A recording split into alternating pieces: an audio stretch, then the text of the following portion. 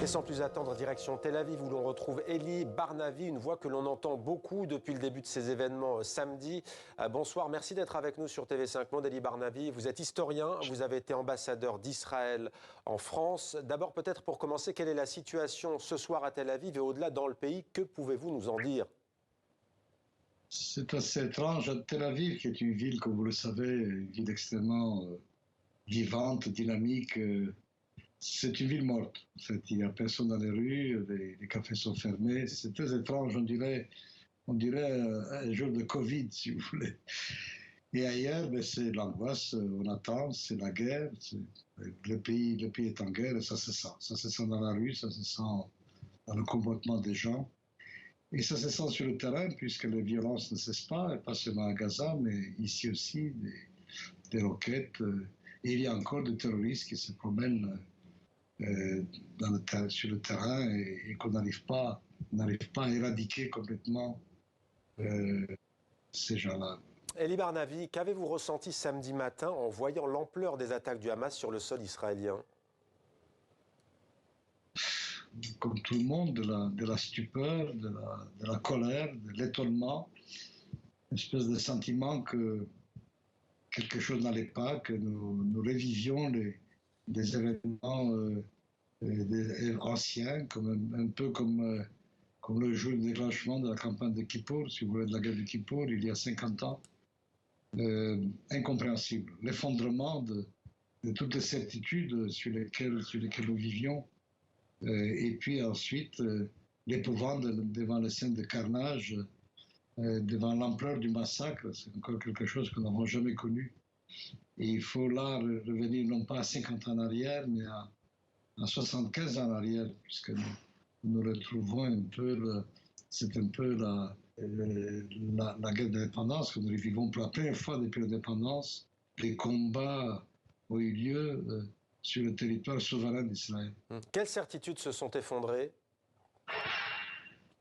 Eh bien, que nous avons appris quelque chose des crises passées, que nous avions des renseignements infaillibles, que nos frontières étaient protégées, que l'armée était là pour protéger la population, qu'elle savait faire, et que nous n'allions pas des cibles comme des cadavres devant une bande de terroristes. C'est tout ça c'est toute cette espèce de confiance dans une certaine capacité de l'armée à défendre la population. Et ça, c'est un sentiment extraordinairement pénible. Eli Barnavi, qui est responsable de cette situation? Eh bien, la responsabilité, c'est une coproduction. Il y a évidemment le Hamas. Le Hamas est une organisation terroriste, meurtrière, dont le but affiché est la destruction de l'État d'Israël et qui vit de cela, qui vit de la violence.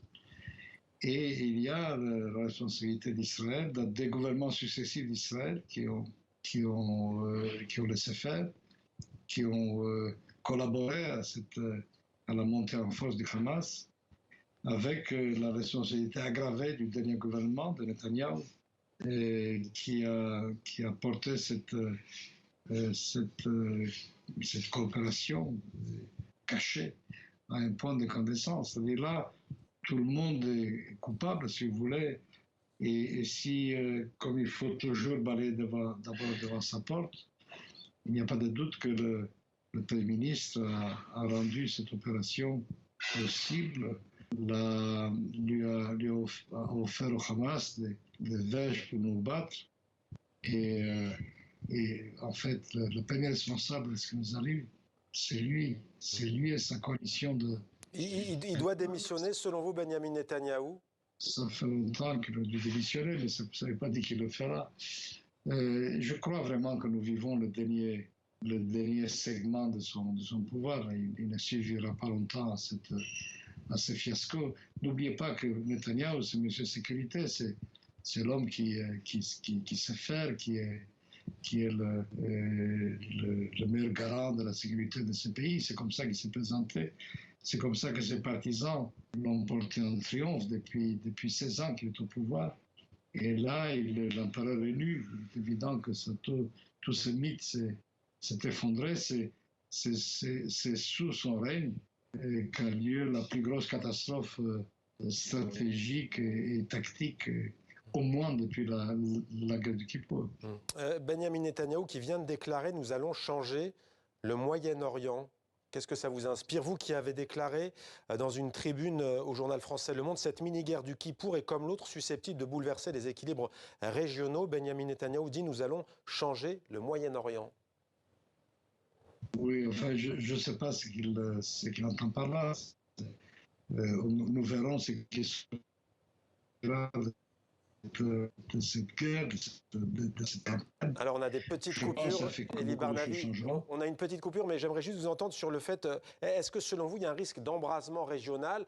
On voit qu'aujourd'hui par exemple il y a eu un responsable du Hezbollah qui aurait été tué, il y aurait eu des infiltrés, le djihad islamique revendique une infiltration de ces hommes à la frontière nord d'Israël avec le Liban. Vous redoutez un embrasement régional?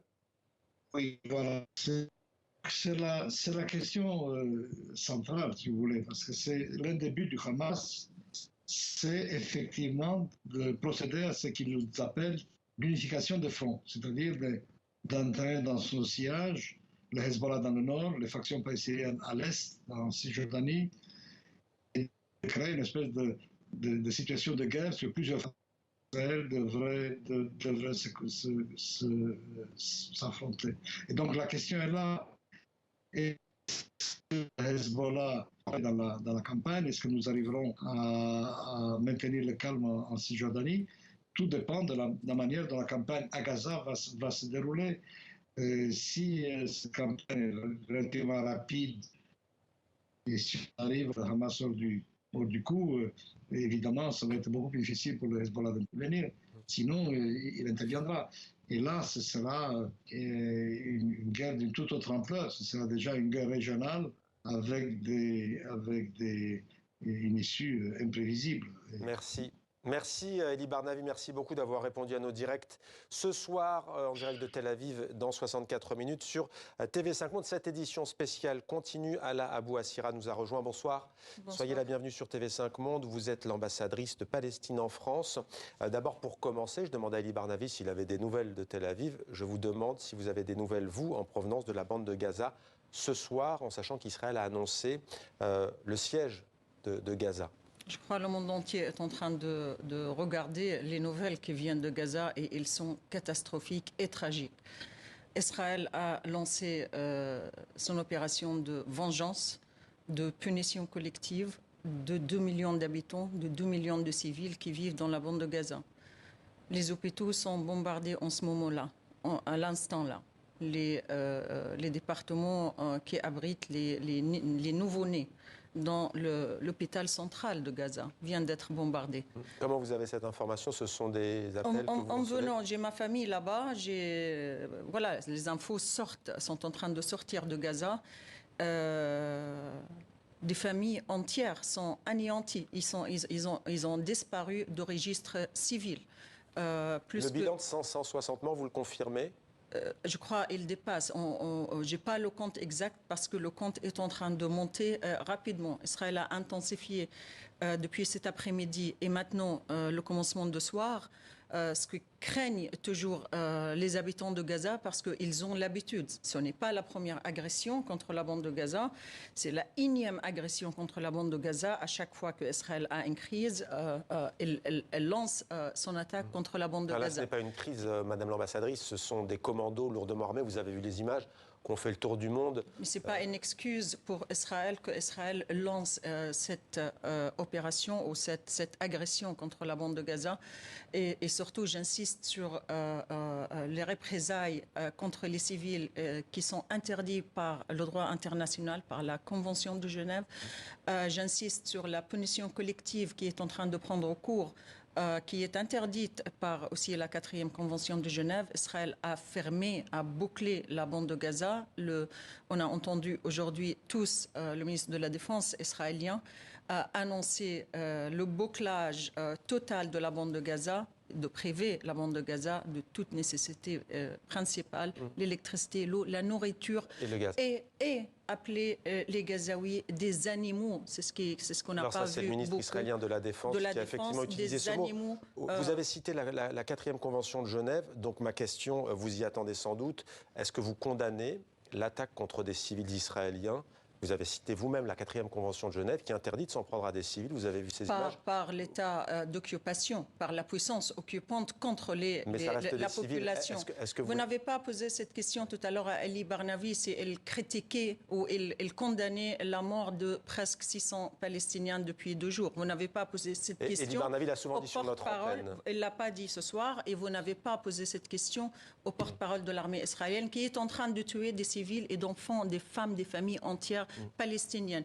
Aujourd'hui, la question est comment on peut éviter la mort des innocents, des civils de tous côtés. Comment on peut sortir de ça? Quelle dynamique politique? Comment transformer cette situation en une opportunité pour enfin en fait, il faut adresser la source de problème. Sauf que la question palestinienne n'a jamais paru aussi isolée après ces actions du Hamas.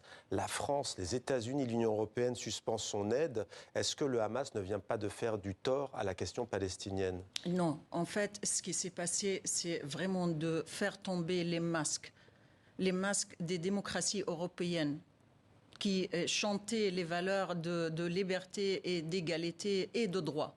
Je suis dans le pays de droit. Moi, je crois aujourd'hui les réactions, toute condamnation européenne et tout attachement à l'État d'Israël, de son droit à l'autodéfense, l'État occupant contre le peuple occupé est un appel à la massacre. Est un feu vert à Israël de massacrer le peuple palestinien et c'est ce qu'on voit aujourd'hui. Et que reprochez-vous à Emmanuel Macron? C'est de dénoncer à juste titre les exactions du Hamas, mais de se taire sur celles commises contre les Palestiniens? C'est ce que vous nous dites ce soir?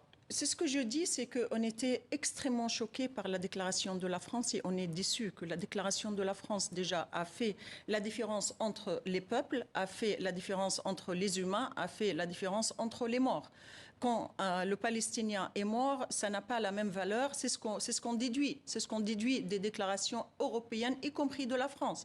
On choisit les morts, on choisit le combat, on choisit de soutenir un peuple contre l'occupant, je parle de l'Ukraine, et on ne le fait pas pour le peuple palestinien. Tellement la cause palestinienne a été mise de côté, les droits du peuple palestinien, malgré les violations quotidiennes, et non seulement depuis 2 jours, ou 3 jours, ou 1 mois, ou 1 an, depuis 75 ans. Mais il n'y a plus la voix qu'avait Yasser Arafat pour que cette voix palestinienne soit audible. Est-ce qu'aujourd'hui l'autorité palestinienne... La voix du peuple palestinien est portée par sa direction légitime, par sa direction de l'OLP, par le président Abbas. Pourquoi On n'a pas vu beaucoup ces dernières années plaider dans les chancelleries la question palestinienne. Il faut suivre la Palestine de près. Le peuple palestinien a sa direction légitime, élu. Ces élections ont été félicitées par le monde entier. Aujourd'hui, c'est la communauté internationale que nous considérons comme donner le feu vert à Israël de continuer. C'est par l'absence de la mise en responsabilité d'Israël. C'est par l'absence de la mise en place et l'application du droit international. Aujourd'hui, le problème se trouve aux Nations Unies, se trouve au Conseil de sécurité, se trouve dans ce système multilatéral qui a échoué à rendre justice au peuple palestinien et rendre Israël responsable de ces crimes de guerre, ces crimes contre l'humanité. Et les crimes sont en train d'augmenter. Madame l'ambassadrice, pardonnez-moi, comment interprétez-vous cette offensive, tout le monde le dit, inédite sur le sol israélien? Pourquoi maintenant? Quelle est votre interprétation? Ça fait quelques jours que nous disons qu'il faut toujours voir ce qui se passe, la situation actuelle dans son contexte politique et historique.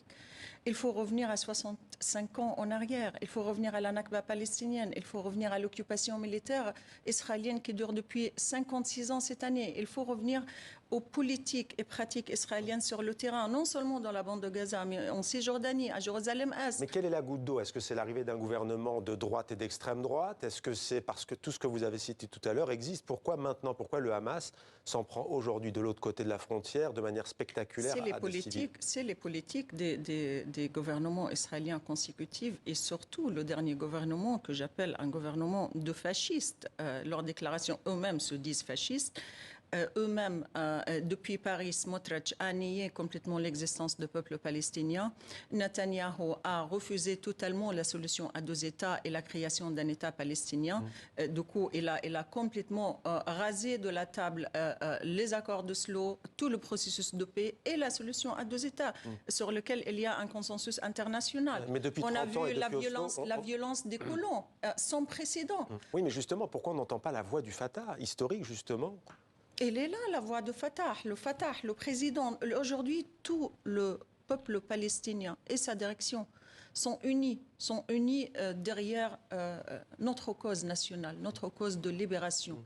On est Donc l'autorité palestinienne est d'accord avec les actions du Hamas? On est unis dans un seul camp aujourd'hui contre l'occupant israélien, contre l'État d'Israël occupant, contre l'apartheid israélien, contre la colonisation israélienne. Et nous allons continuer à nous battre. Je vous pose la question vraiment parce qu'elle est importante. Yasser Arafat, qui a signé les accords d'Oslo, avait refusé à la lutte armée. Je vous pose la question, est-ce que pour vous, la fin justifie les moyens? Et est-ce que vous êtes, vous, y compris à l'autorité palestinienne, puisque vous les citez, que vous représentez l'autorité palestinienne en France, est-ce que vous dites aujourd'hui que la fin justifie les moyens et que ça nous dirait ce soir que les Palestiniens remettent la lutte armée sur le devant de la scène? Non, je vais citer le droit international, cher monsieur. Le droit international qui accorde à toute population, à tout peuple sous occupation, le droit de la résistance avec tous les moyens. Ça, c'est le droit international. Et ce droit, pas la 4e Convention de Genève sur les civils. Là, je parle de droit international, Qui comprend la 4e Convention de Genève. Et ce droit qui est donné aux Ukrainiens, qui ont le droit à militairement résister à l'occupation russe, ils sont même fournis des armes par l'Europe. Tout peuple sous occupation a le même droit. Nous avons le droit à la résistance avec les moyens que nous voyons, les moyens qui sont accordés au droit international. Et en parallèle, l'État de Palestine continue, c'est très bien de le souligner. Nous continuons la voie juridique, nous continuons à solliciter les instances juridiques les plus hautes du système international. Les négociations, c'est possible encore avec Israël. La CPI, la Cour de justice internationale, pour qu'eux, ils rendent Israël responsable de leurs crimes. Est-ce qu'il faut négocier aujourd'hui avec Israël? Est-ce que les Palestiniens doivent continuer à négocier? Sur quoi? Les otages, par exemple, aujourd'hui, de part et d'autre. Il y a des prisonniers palestiniens. Le Hamas a des otages. Est-ce qu'il faut discuter? Aujourd'hui, il faut un règlement définitif à la question palestinienne. Et la Russie, vous y croyez? La Russie dit aujourd'hui que la seule solution, c'est deux États. Est-ce que la Russie, qui peut jouer aujourd'hui? Qui peut peser aujourd'hui dans cette région du monde? Le président Abbas l'a rappelé à plusieurs reprises dans ses différents discours devant l'Assemblée générale des Nations unies. Le président Abbas a exposé, c'est très important de retenir ça, il a exposé tout le parcours qu'on a entamé, la grande concession que le peuple palestinien a fait en acceptant la solution à deux États, qui était un consensus international et un choix international. Mais pour faire la paix, on a accepté d'établir notre État sur 22% de l'État de Palestine, de la Palestine et Jérusalem-Est occupée, de la Palestine historique. Mais aussi, on a mis en garde contre l'échec de cette solution à deux États, qui a été complètement anéantie par les pratiques israéliennes sur le terrain. Et le président Abbas a mis en garde contre un potentiel scénario qui serait de demander l'égalité dans un seul État. Toute option est ouverte, mais nous restons attachés à la solution à deux États parce que c'est la seule solution qui permettrait au peuple palestinien d'exercer son droit à l'autodétermination dans son État indépendant et souverain avec Jérusalem-Est comme capitale. Merci beaucoup Hala Abou Assira, ambassadrice de Palestine en France. Merci d'avoir répondu à nos questions.